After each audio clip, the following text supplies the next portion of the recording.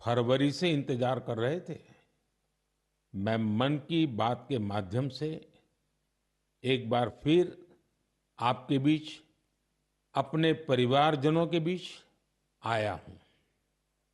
एक बड़ी प्यारी सी उक्ति है, इति विदा पुनर्मिलनाय। इसका अर्थ भी उतना ही प्यारा है। मैं विदा लेता हूं फिर मिलने के लिए। इसी भाव से मैंने फरवरी में आपसे कहा था कि चुनाव नतीजों के बाद फिर मिलूंगा। और आज मन की बात के साथ मैं आपके बीच फिर हाजिर हूं। उम्मीद है आप सब अच्छे होंगे, घर में सबका स्वास्थ्य अच्छा होगा। और अब तो मानसून भी आ गया है, और जब मानसून आता है तो मन भी आनंदित हो जाता है।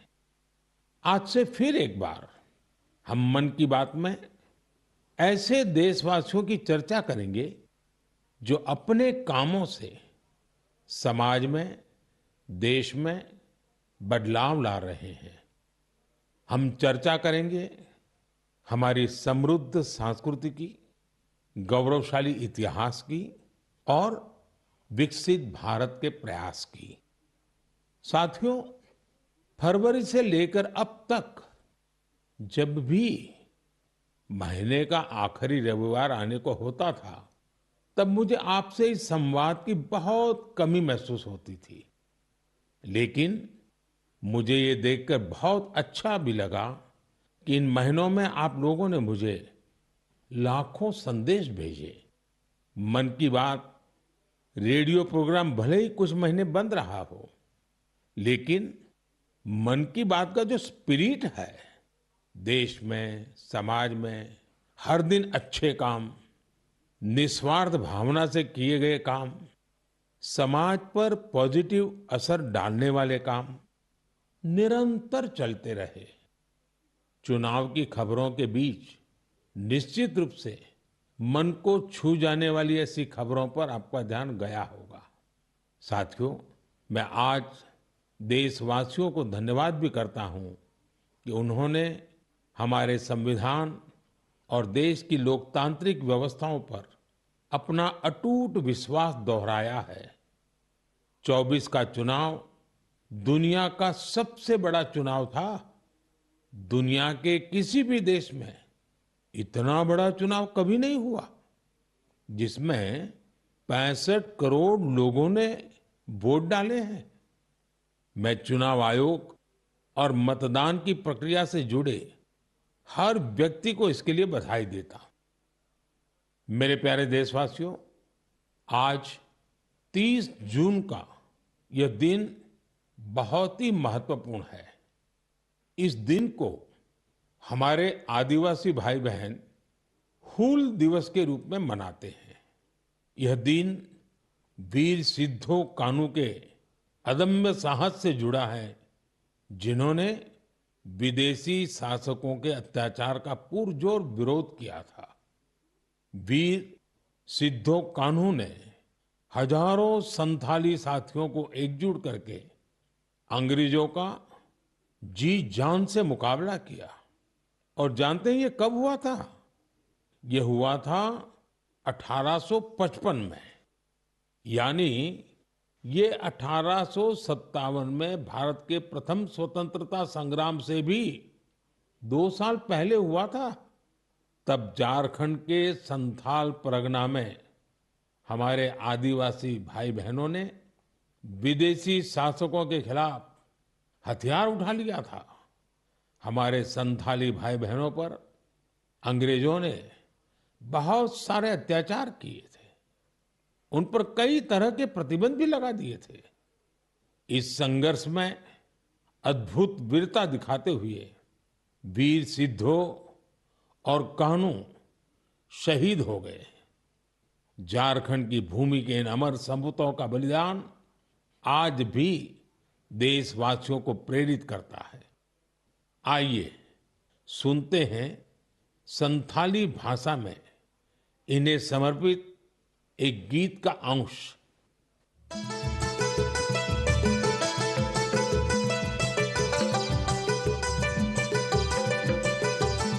सिदा कानू हुल बुहा मनावे 29 जन जहां दिसम रिया मारंग हुदो सांताल हुल का सांताल हुदो आंदोड़ लेना इंग्रेज कानून भंगोड़ लेना जुमी बंजो एसपीटी एकेला गोयना जंगारे पैगान साड़ी कने झाम जा उनको होले रे बुहा होले होले। मेरे प्यारे साथियों, अगर मैं आपसे पूछूं कि दुनिया का सबसे अनमोल रिश्ता कौन सा होता है, तो आप जरूर कहेंगे माँ। हम सबके जीवन में माँ का दर्जा सबसे ऊंचा होता है। माँ हर दुख सहकर भी अपने बच्चे का पालन पोषण करती है। हर माँ अपने बच्चे पर हर स्नेह लुटाती है। जन्मदात्री माँ का ये प्यार हम सब पर एक कर्ज की तरह होता है, जिसे कोई चुका नहीं सकता। मैं सोच रहा था, हम माँ को कुछ दे तो सकते नहीं, लेकिन और कुछ कर सकते हैं क्या? इसी सोच में से इस वर्ष विश्व पर्यावरण दिवस पर एक विशेष अभियान शुरू किया गया है। इस अभियान का नाम है एक पेड़ माँ के नाम। मैंने भी एक पेड़ अपनी माँ के नाम लगाया है। मैंने सभी देशवासियों से, दुनिया के सभी देशों के लोगों से ये अपील की है कि अपनी माँ के साथ मिलकर या उनके नाम पर एक पेड़ जरूर लगाएं। और मुझे ये देखकर बहुत खुशी है कि माँ की स्मृति में या उनके सम्मान में पेड़ लगाने का अभियान तेजी से आगे बढ़ रहा है। लोग अपनी माँ के साथ या फिर उनकी फोटो के साथ पेड़ लगाने की तस्वीरों को सोशल मीडिया पर साझा कर रहे हैं। हर कोई अपनी माँ के लिए पेड़ लगा रहा है, चाहे वो अमीर हो या गरीब, चाहे वो कामकाजी महिला हो या गृहिणी। इस अभियान ने सबको माँ के प्रति अपना स्नेह जताने का समान अवसर दिया है। वो अपनी तस्वीरों को हैशटैग प्लांट फॉर मदर और हैशटैग एक पेड़ माँ के नाम, इसके साथ साझा करके दूसरों को प्रेरित कर रहे हैं। साथियों, इस अभियान का एक और लाभ होगा। धरती भी माँ के समान हमारा ख्याल रखती है। धरती माँ ही हम सबके जीवन का आधार है। इसलिए हमारा भी कर्तव्य है कि हम धरती माँ का भी ख्याल रखें। माँ के नाम पेड़ लगाने के अभियान से अपनी माँ का सम्मान तो होगा ही होगा, धरती माँ की भी रक्षा होगी। पिछले एक दशक में भारत में सबके प्रयास से वन क्षेत्र का अभूतपूर्व विस्तार हुआ है।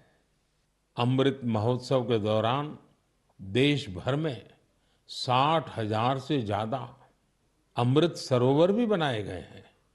अब हमें ऐसे ही माँ के नाम पर पेड़ लगाने के अभियान को गति देनी है।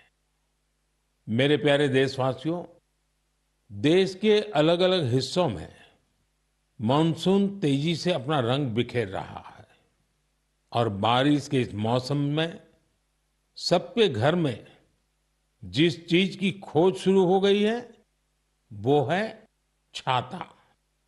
मन की बात में आज मैं आपको एक खास तरह के छातों के बारे में बताना चाहता हूं। ये छाते तैयार होते हैं हमारे केरला में। वैसे तो केरला की संस्कृति में छातों का विशेष महत्व है।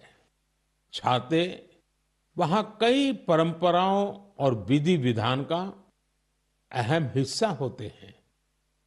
लेकिन मैं जिस छाते की बात कर रहा हूं वो है कार्थुम्बी छाते और इन्हें तैयार किया जाता है केरला के अट्टापडी में।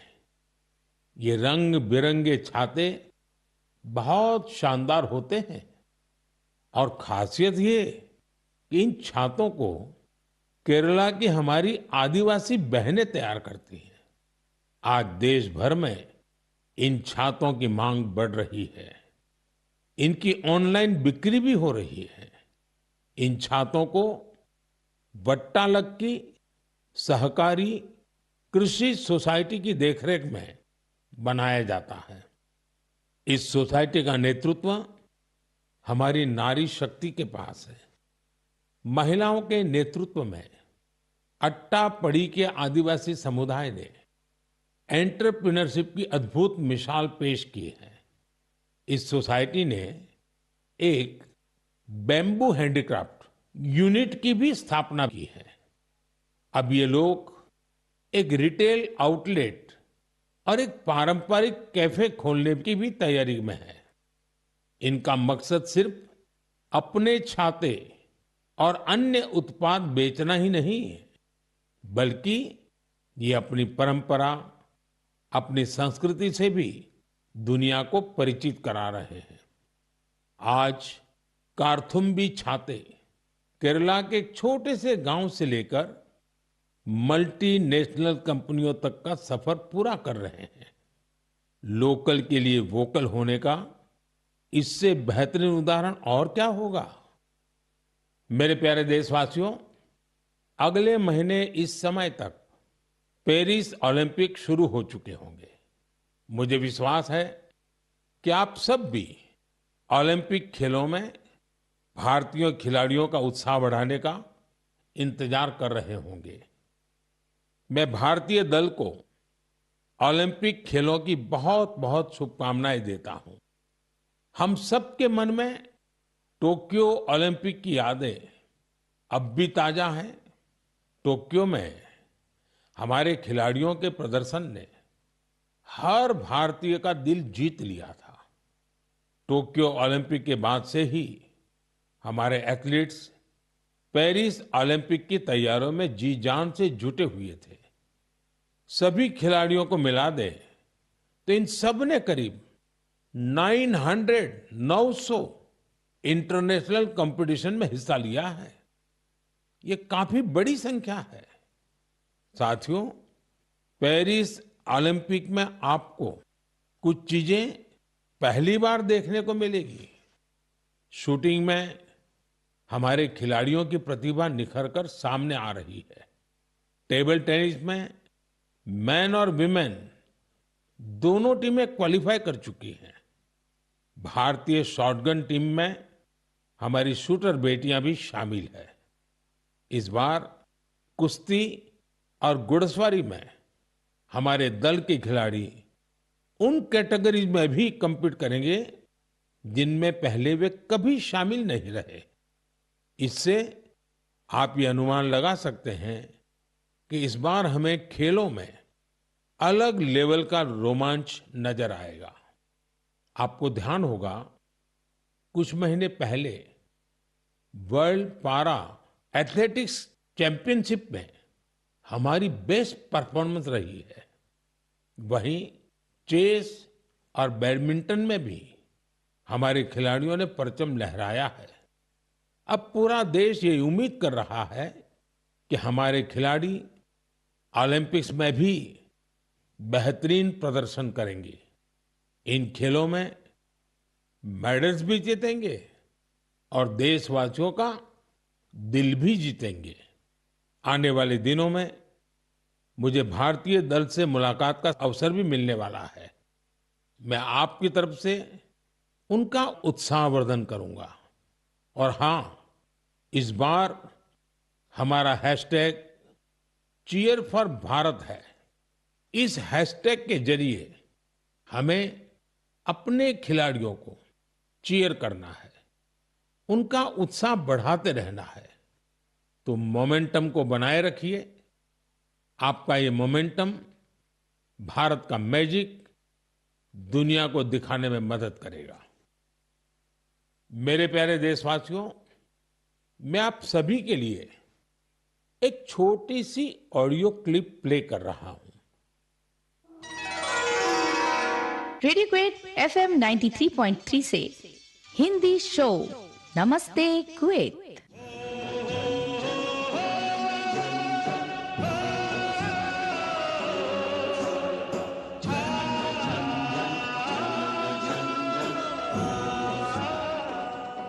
एक ऐसा कार्यक्रम जिसमें हम बात करेंगे कुवैत भारत संबंध के बारे में, कुवैत भारत संस्कृति के बारे में और उस रिश्ते के बारे में जो दोनों देशों को अलग अलग क्षेत्रों में जोड़ता है। इस रेडियो कार्यक्रम को सुनकर आप भी हैरत में पड़ गए ना? तो आइए आपको इसके पीछे की पूरी बात बताते हैं। दरअसल ये कुवैत रेडियो के एक प्रसारण की क्लिप है। अब आप सोचेंगे कि बात हो रही है कुवैत की, तो वहां हिंदी कहां से आ गई? दरअसल कुवैत सरकार ने अपने नेशनल रेडियो पर एक विशेष कार्यक्रम शुरू किया है और वो भी हिंदी में। कुवैत रेडियो पर हर रविवार को इसका प्रसारण आधे घंटे के लिए किया जाता है। इसमें भारतीय संस्कृति के अलग अलग रंग शामिल होते हैं। हमारी फिल्में और कला जगत से जुड़ी चर्चाएं वहां भारतीय समुदाय के बीच बहुत लोकप्रिय हैं। मुझे तो यहां तक बताया गया है कि कुवैत के स्थानीय लोग भी इसमें खूब दिलचस्पी ले रहे हैं। मैं कुवैत की सरकार और वहां के लोगों का हृदय से धन्यवाद करता हूं, जिन्होंने ये शानदार पहल की है। साथियों, आज दुनिया भर में हमारी संस्कृति का जिस तरह गौरवगान हो रहा है, उससे किस भारतीय को खुशी नहीं होगी? अब जैसे तुर्कमेनिस्तान में इस साल मई में वहां के राष्ट्रीय कवि की 300वीं जन्म जयंती मनाई गई। इस अवसर पर तुर्कमेनिस्तान के राष्ट्रपति ने दुनिया के 24 प्रसिद्ध कवियों की प्रतिमाओं का अनावरण किया।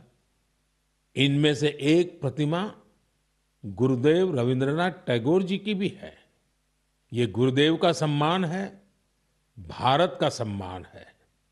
इसी तरह जून के महीने में 2 कैरेबियाई देश सूरीनाम और सेंट विंसेंट एंड द ग्रेनाडीज ने अपने इंडियन हेरिटेज को पूरे जोश और उत्साह के साथ सेलिब्रेट किया। सूरीनाम में हिंदुस्तानी समुदाय हर साल 5 जून को इंडियन अराइवल डे और प्रवासी दिन के रूप में मनाता है। यहां तो हिंदी के साथ ही भोजपुरी भी खूब बोली जाती है। सेंट विंसेंट एंड द ग्रेनाडीज में रहने वाले हमारे भारतीय मूल के भाई बहनों की संख्या भी करीब 6000 है। उन सबको अपनी विरासत पर बहुत गर्व है। 1 जून को इन सब ने इंडियन अराइवल डे को जिस धूमधाम से मनाया, उससे उनकी ये भावना साफ झलकती है। दुनिया भर में भारतीय विरासत और संस्कृति का जब ऐसा विस्तार दिखता है, तो हर भारतीय को गर्व होता है। साथियों, इस महीने पूरी दुनिया ने 10वें योग दिवस को भरपूर उत्साह और उमंग के साथ मनाया है। मैं भी जम्मू कश्मीर के श्रीनगर में आयोजित योग कार्यक्रम में शामिल हुआ था। कश्मीर में युवाओं के साथ साथ बहनों बेटियों ने भी योग दिवस में बढ़ चढ़ करके हिस्सा लिया। जैसे जैसे योग दिवस का आयोजन आगे बढ़ रहा है, नए नए रिकॉर्ड्स बन रहे हैं। दुनिया भर में योग दिवस ने कई शानदार उपलब्धियां हासिल की हैं। सऊदी अरब में पहली बार एक महिला अल हनौफ साद जी ने कॉमन योगा प्रोटोकॉल को लीड किया। ये पहली बार है जब किसी सऊदी महिला ने किसी मेन योगा सेशन को इंस्ट्रक्ट किया हो। इजिप्ट में इस बार योग दिवस पर एक फोटो कंपटीशन का आयोजन किया गया। नील नदी के किनारे, रेड सी के बीचेज पर और पिरामिडों के सामने योग करते लाखों लोगों की तस्वीरें बहुत लोकप्रिय हुई।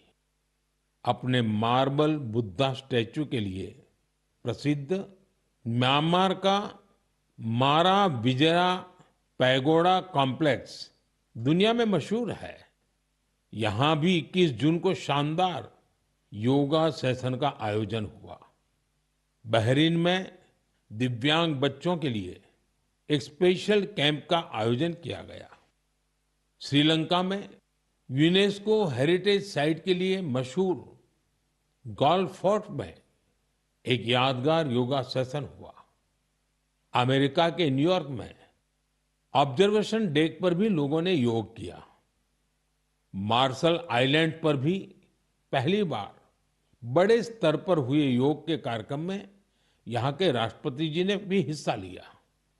भूटान के थिम्पू में भी एक बड़ा योग दिवस का कार्यक्रम हुआ, जिसमें मेरे मित्र प्रधानमंत्री टोबगे भी शामिल हुए।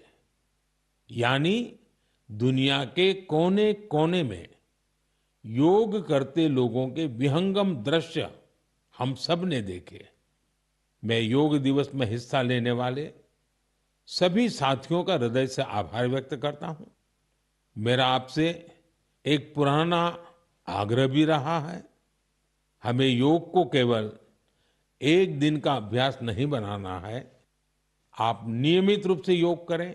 इससे आप अपने जीवन में सकारात्मक बदलावों को जरूर महसूस करेंगे। साथियों, भारत के कितने ही प्रोडक्ट्स हैं जिनकी दुनिया भर में बहुत डिमांड है, और जब हम भारत के किसी लोकल प्रोडक्ट को ग्लोबल होते देखते हैं तो गर्व से भर जाना स्वाभाविक है। ऐसा ही एक प्रोडक्ट है अराकू कॉफी। अराकू कॉफी आंध्र प्रदेश के अल्लूरी सीताराम राजू जिले में बड़ी मात्रा में पैदा होती है। ये अपने रिच फ्लेवर और अरोमा के लिए जानी जाती है। अराकू कॉफी की खेती से करीब 1.5 लाख आदिवासी परिवार जुड़े हुए हैं। अराकू कॉफी को नई ऊंचाई देने में गिरिजन कोऑपरेटिव की बहुत बड़ी भूमिका रही है। इसने यहाँ के किसान भाई बहनों को एक साथ लाने का काम किया और उन्हें अराकू कॉफी की खेती के लिए प्रोत्साहन दिया। इससे इन किसानों की कमाई भी बहुत बढ़ गई है।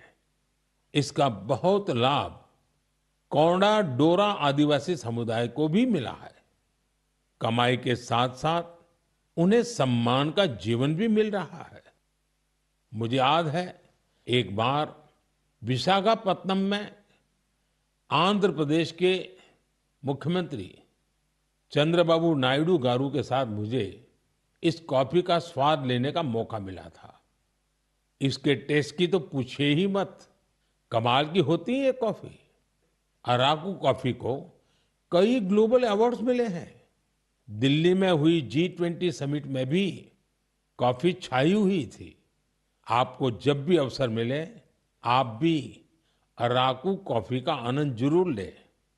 साथियों, लोकल प्रोडक्ट को ग्लोबल बनाने में हमारे जम्मू कश्मीर के लोग भी पीछे नहीं हैं।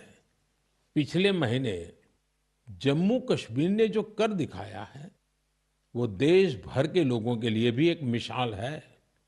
यहाँ के पुलवामा से स्नो पीज की पहली खेप लंदन भेजी गई। कुछ लोगों को ये आइडिया सूझा कि कश्मीर में उगने वाली एक्सोटिक वेजिटेबल्स को क्यों न दुनिया के नक्शे पर लाया जाए। बस फिर क्या था, चकुरा गांव के अब्दुल राशिद मीर जी इसके लिए सबसे पहले आगे आए। उन्होंने गांव के अन्य किसानों की जमीन को एक साथ मिलाकर स्नो पीज उगाने का काम शुरू किया और देखते ही देखते स्नो पीज कश्मीर से लंदन तक पहुंचने लगी। इस सफलता ने जम्मू कश्मीर के लोगों की समृद्धि के लिए नए द्वार खोले हैं। हमारे देश में ऐसे यूनिक प्रोडक्ट्स की कमी नहीं है। आप ऐसे प्रोडक्ट्स को #MyProductMyPride के साथ जरूर शेयर करें। मैं इस विषय पर आने वाले मन की बात में भी चर्चा करूंगा। मम प्रियाः देशवासिनः अद्य अहम किंचित चर्चा संस्कृत भाषायाम आरभे। आप सोच रहे होंगे कि मन की बात में अचानक संस्कृत में क्यों बोल रहा हूं। इसकी वजह है आज संस्कृत से जुड़ा एक खास अवसर।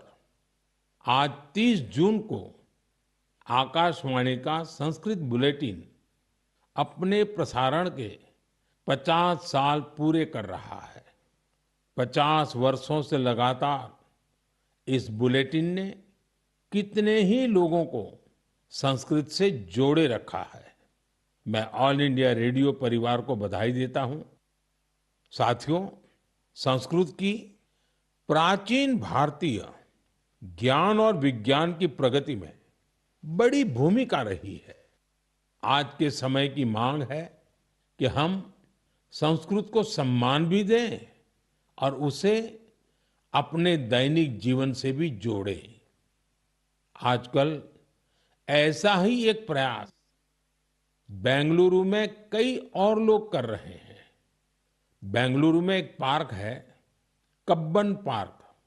इस पार्क में यहाँ के लोगों ने एक नई परंपरा शुरू की है। यहाँ हफ्ते में एक दिन हर रविवार बच्चे, युवा और बुजुर्ग आपस में संस्कृत में बात करते हैं। इतना ही नहीं, यहाँ वाद विवाद के कई सेशन भी संस्कृत में ही आयोजित किए जाते हैं। इनकी इस पहल का नाम है संस्कृत वीकेंड। इसकी शुरुआत एक वेबसाइट के जरिए समष्टि गुब्बी जी ने की है। कुछ दिनों पहले ही शुरू हुआ ये प्रयास बेंगलुरु वासियों के बीच देखते ही देखते काफी लोकप्रिय हो गया है। अगर हम सब इस तरह के प्रयास से जुड़े तो हमें विश्व की इतनी प्राचीन और वैज्ञानिक भाषा से बहुत कुछ सीखने को मिलेगा। मेरे प्यारे देशवासियों, मन की बात के इस एपिसोड में आपसे जुड़ना बहुत अच्छा रहा। अब ये सिलसिला फिर पहले की तरह चलता रहेगा। अब से एक सप्ताह बाद पवित्र रथ यात्रा की शुरुआत होने जा रही है। मेरी कामना है कि महाप्रभु जगन्नाथ की कृपा सभी देशवासियों पर सदैव बनी रहे। अमरनाथ यात्रा भी शुरू हो चुकी है और अगले कुछ दिनों में पंढरपुर वारी भी शुरू होने वाली है। मैं इन यात्राओं में शामिल होने वाले सभी श्रद्धालुओं को शुभकामनाएं देता हूं। आगे कच्छी नववर्ष, आषाढ़ी बीज का त्योहार भी है। इन सभी पर्व त्योहारों के लिए भी आप सभी को ढेर सारी शुभकामनाएं। मुझे विश्वास है कि पॉजिटिविटी से जुड़े जन भागीदारी के ऐसे प्रयासों को आप मेरे साथ अवश्य शेयर करते रहें। मैं अगले महीने आपके साथ फिर से जुड़ने की प्रतीक्षा कर रहा हूं। तब तक आप अपना भी, अपने परिवार का ध्यान रखिए। बहुत बहुत धन्यवाद। नमस्कार।